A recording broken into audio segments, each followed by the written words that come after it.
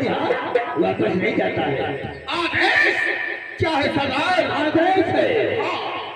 सभी साथियों से बोल दो, इस काली पहाड़ी के पीछे से जो रास्ता निकला हुआ है, जी हाँ।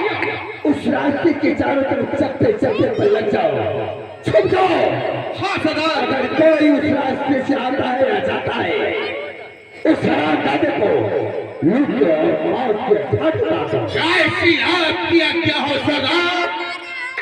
ठीक है, चलो सरदार, चलो। आओ हम लोग काली पहाड़ी के पीछे।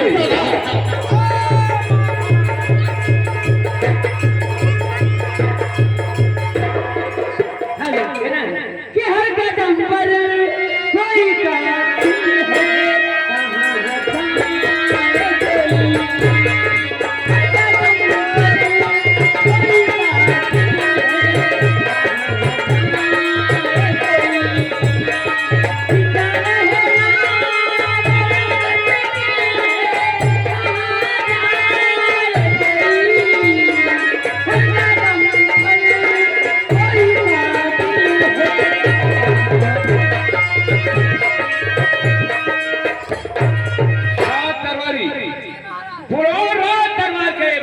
संग्राम से बोल। जैसे क्या हुआ?